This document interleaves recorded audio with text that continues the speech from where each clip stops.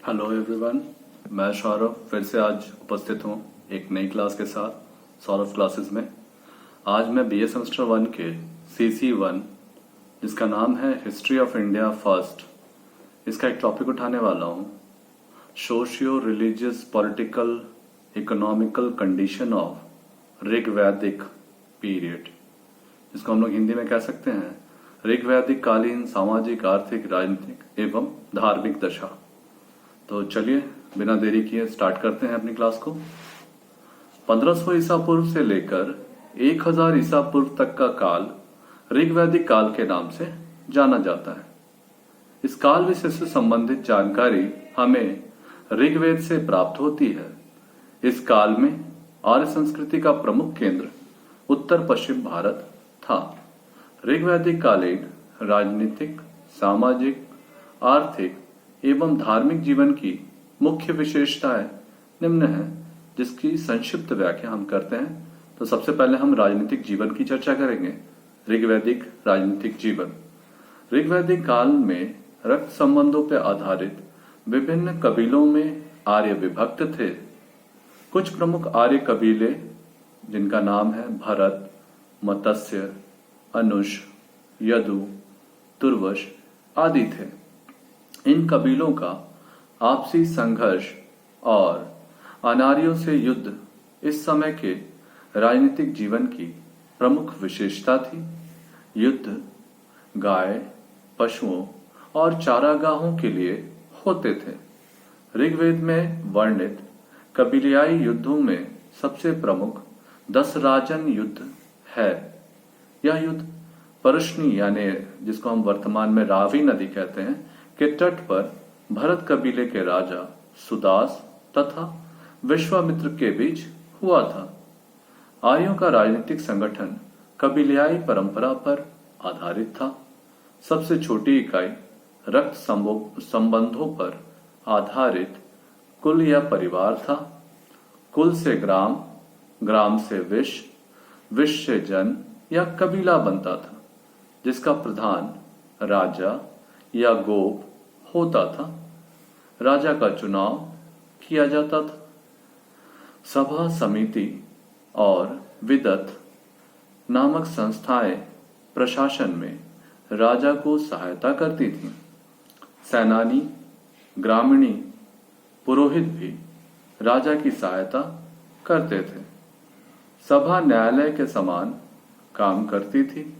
इसमें स्त्रियां भी भाग लेती थीं। विदत मुख्यतः सैनिक महत्व का काम करते थे। सेना, कर प्रणाली और प्रशासन का इस समय पूर्ण विकास नहीं हो पाया था। तो इस प्रकार से हम ऋग्वैदिक आर्यों का राजनीतिक जीवन देखते हैं। अब हम ऋग्वैदिक आर्यों की सामाजिक जीवन पर प्रकाश डालते हैं। ऋग्वैदिक समाज जो था वो पितृसत्तात्मक था। यहाँ संयुक्त परिवार की प्रथा थी। परिवार में योग्य पुत्रों की कामना की जाती थी। समाज में स्त्रियों का भी पर्याप्त सम्मान था। विश्वतारा, विश्वपला और घोषा इस समय की विदुषी महिलाएं, विदुषी का मतलब विद्वान, ठीक है, विदुषी महिलाएं मानी जाती थी। स्त्रियों में पर्याप्त स्वतंत्रता प्राप्त थी। विवाह की संस्था प्रचलित थी, परंतु आदिम प्रथा का भी उल्लेख मिलते हैं। बाल विवाह तथा सती प्रथा प्रचलित नहीं थी, परंतु बहुविवाह, नियोग प्रथा, नियोग प्रथा का मतलब होता है कि पति की मृत्यु अथवा पुत्र के अभाव में पुरुष से संतान उत्पन्न करने की प्रथा, ठीक है, पराय पुरुष से संतान उत्पन्न करने की प्रथा को नियोग प्रथा के नाम से भी जानते हैं। इन सब का उल्लेख मिलता है, ठीक है। समाज कर्म के आधार पर राजन्य तथा जन वैश्य में विभक्त था।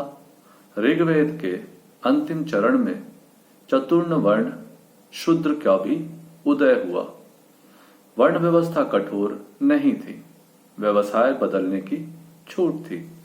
इस काल में दासों का भी उल्लेख मिलता है।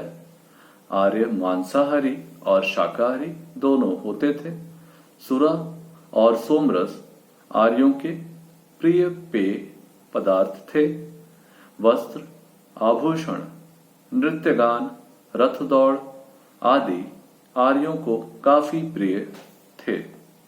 सूती और रेशमी वस्त्रों का व्यवहार किया जाता था। वास, अधिवास पुरुष स्त्री दोनों पहनते थे। वास और अधिवास अंतः वस्त्रों को बोले जाते हैं, जो ठीक है पहनते थे, जबकि निवि सिर्फ स्त्रियां पहनती थीं। मकान ईंटों के नहीं बल्कि लकड़ी, बांस, फूस आदि के बने होते थे। गुरुकुलों में मौखिक शिक्षा की व्यवस्था प्रचलित थी। अतिथि सत्कार, गुरुओं का सम्मान तथा दान देना आर्यों का विशिष्ट गुण होता था। तो सामाजिक जीवन हो गया। अब हम ऋग्वैदिक आर्यों की आर्थिक जीवन की चर्चा करेंगे। ऋग्वैदिक अर्थव्यवस्था पशुचरण पर आधारित होती थी। पशु आर्य की मुख्य संपत्ति थे। पूषण देवता पशुओं की रक्षा करते थे। गाय सबसे महत्वपूर्ण पशु होती थी। गाय को अघन्या माना जाता था और देवताओं को भी गाय से ही उत्पन्न बताया गया है। ठीक है। गोपाल पशुओं की और वज्रपति चारागाहों की देखभाल करते थे। काठ में हल खेती होती के लिए उपयोग की जाती थी, मतलब लकड़ी के हलों का प्रयोग खेती के लिए किया जाता था। ऋग्वेद में 24 मंत्रों में कृषि का उल्लेख मिलता है। आर्यों की प्रमुख फसल यव और धान, जौ को बोलते हैं, थे। बढ़ई, रथकार, जुलाहे, चर्मकार, कुंभकार, कर्मकार इस काल के प्रमुख व्यवसायी थे। सोना, चांदी, तांबा, कांसा के सामान और आभूषण बनाए जाते थे। सूत काटने का काम मूलतया स्त्रियां करती थी और जुलाहे वस्त्र बुनते थे। इस समय व्यापार, सिक्के तथा नगरों का अस्तित्व नहीं पाया जाता था। इस प्रकार इनका आर्थिक जीवन देखते हैं, कृषि, पशुपालन और व्यापार के माध्यम से होता था। ठीक है। व्यापार में ये आंतरिक व्यापार और करते थे। अगला पॉइंट है हमारा धार्मिक जीवन। ऋग्वैदिक आर्य प्रकृति पूजक और बहुदेववादी होते थे। ऋग्वेद में 33 देवताओं का उल्लेख किया गया है। आर्यों का सर्वोच्च देवता इंद्र था।